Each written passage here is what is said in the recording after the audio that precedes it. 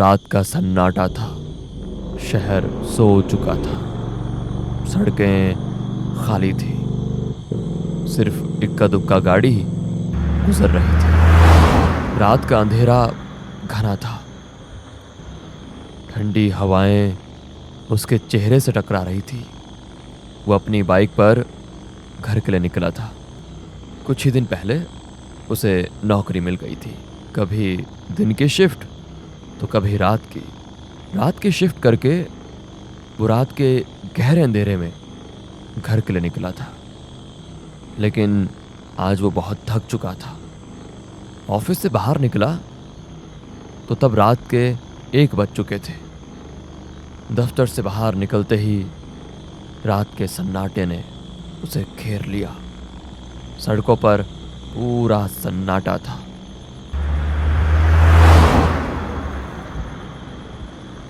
दूर दूर तक कोई नहीं दिखता था। दिन में जो गाड़ियों की आवाजाही रहती थी, रात में वो कहीं नहीं थी। रोड खाली होने की वजह से उसे अपनी गति पर नियंत्रण ही नहीं था। कभी किसी गाड़ी के हॉर्न की आवाज़ पीछे से आती और फिर सन्नाटा रात के अंधेरे में पूरी तरह छा जाता। कुछ देर के बाद निखिल ने मेन हाईवे छोड़कर कच्चा रास्ता पकड़ लिया। ये रास्ता और भी सुनसान था। रास्ता बिल्कुल एक काले सांप की तरह लग रहा था और सन्नाटा तो और भी डरावना लग रहा था। लेकिन कोई चारा भी तो नहीं था। नौकरी चाहिए तो नाइट शिफ्ट में तो काम करना ही पड़ता है। रास्ता सुनसान होने के कारण वो रास्ते के बीच से गाड़ी चला रहा था। तभी कुछ देर में ही उसका अकेलापन दूर हो गया। उसे पीछे से आती हुई गाड़ी का हॉर्न सुनाई दिया। उसने उस गाड़ी को साइड दे दी।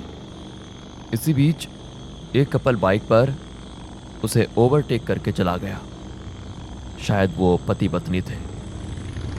लेकिन एक बात निखिल के ध्यान में आई कि पीछे बैठी औरत ने साड़ी पहनी थी और उसका पल्लू पीछे वाले पहिए के बिल्कुल नजदीक आ गया था।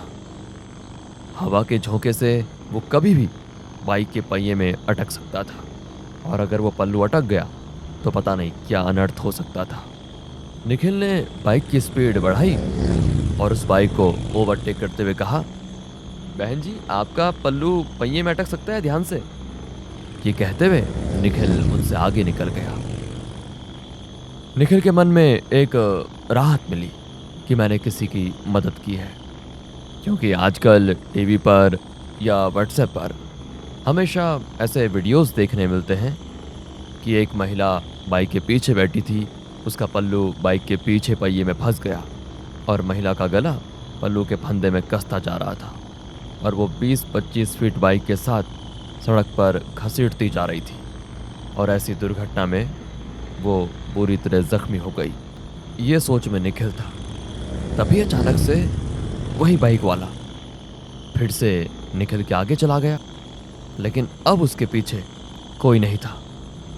निखिल परेशान हो गया और सोचने लगा शायद उसने अपनी पत्नी को कहीं छोड़ा होगा। लेकिन हाईवे पर तो कहीं बाहर जाने का रास्ता ही नहीं था। कहाँ गई होगी उसकी बीवी? निखिल ने गाड़ी की स्पीड बढ़ाई और उससे पूछा, दोस्त, आपके पीछे बैठी हुई वो आपकी पत्नी कहाँ गई? उनका पल्लू बाइक के पहिए में अटकने वाला था तो मैंने उनको बता दिया था। उस बाइक वाले ने अपनी बाइक साइड में लगाई। वैसे निखिल ने भी अपनी बाइक उसके साइड में लिया और पूछा, क्या हुआ भाई साहब, आपकी बीवी कहाँ है? वो तो पीछे बैठी थी ना, कहाँ गई? तब उस बाइक वाले के मन में डर की सनसनाहट पैदा हुई और उसका पूरा शरीर डर के मारे कांपने लगा। आदमी ने कोई जवाब नहीं दिया, बस अपनी डरी हुई आंखों से पीछे देखा तो वो रास्ता और भी डरावना लग रहा था। तभी निखिल ने कहा, क्या हुआ, आप इतना क्यों डर रहे हैं? उस आदमी ने थरथराती धीमी आवाज में कहा, मेरी बाइक पर आपने किसे देखा? निखिल ने हैरान होकर पूछा, मतलब आप उसे नहीं पहचानते? रात की ठंडी हवा में वो पसीने से लथपथ था। उसकी सांसें तेजी से चल रही थी और उसका दिल धड़क रहा था, बहुत तेज। डर के मारे उसके हाथ पांव कांप रहे थे। लड़खड़ाती आवाज में उसने कहा, मैं तो जॉब से घर जा रहा था अकेले, मैंने किसी को लिफ्ट नहीं दी थी। और उसकी बातें सुन निखिल के रोंगटे खड़े हो गए। अब दोनों ने एक दूसरे को देखा और एक साथ पीछे देखा तो उन्हें रात की गहराई में एक धुंधली सी परछाई दिखी जो उन्हें घूरे जा रही थी। वो देखते ही दोनों की आंखें खौफ से फटी की फटी रह गई। उन दोनों की धड़कनें बेकाबू हो गई थी। तभी सामने से एक गाड़ी जोर से हॉर्न बजाते हुए उनके पास से गुजरी, जैसे उन दोनों को निगलने के लिए आई हो। वो बाल बाल बच गए। दोनों ने फटाफट बाइक स्टार्ट की और तेज रफ्तार से अपने अपने घर की ओर बढ़ने लगे। निखिल घर पहुंचा तो रात के 2 बजे थे। वो अपने बिस्तर पर लेटा, लेकिन उसे नींद नहीं आ रही थी। अपने पूरे करियर में उसने ये चीज़ पहली बार देखी थी। रह रहकर उसके मन में एक ही ख्याल आ रहा था, क्या मैंने जो देखा वो सच था? कितनी बार उसी रास्ते से गुजरा था, लेकिन आज तक इस जैसा खौफनाक अनुभव कभी नहीं हुआ था। बाइक पे बैठी हुई वो औरत, उसकी लाल साड़ी, कैसे मुमकिन है?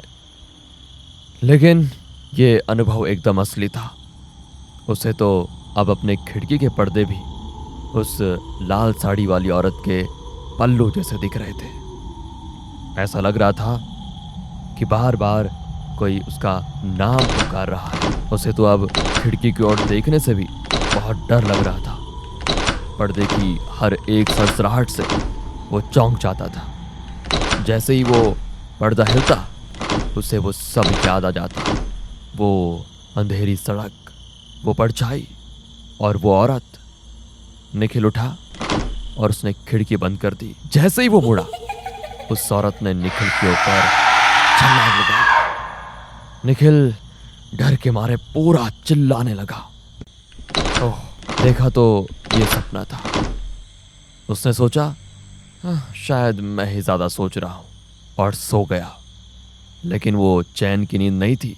वो डर उसके मन में गहरे तरीके से बैठ गया था।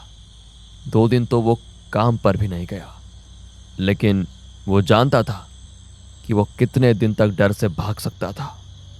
तीसरे दिन वो काम पे गया, लेकिन उसका ध्यान काम में नहीं था।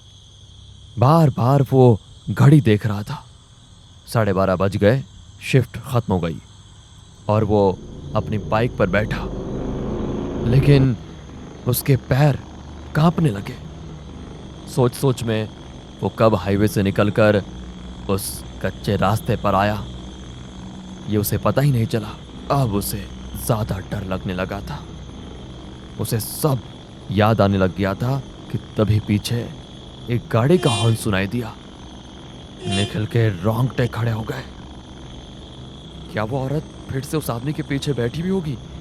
क्या वो मुझे फिर से दिखेगी? सिर्फ उसे उसके हार्ट बीट सुनाई दे रहे थे। शरीर पूरा पसीना पसीना हो गया। दूसरी बाइक आगे जाने की कोशिश करने लगी। निखिल ने सोचा, मैं उसके पीछे देखूंगा ही नहीं, लेकिन आखिरकार उसने पीछे देख ही लिया तो उसके पीछे कोई नहीं था। तब निखिल ने एक राहत भरी सांस ली। उसकी जान में जान आ गई। कलेजे का डर अब कुछ हद तक खत्म हो गया।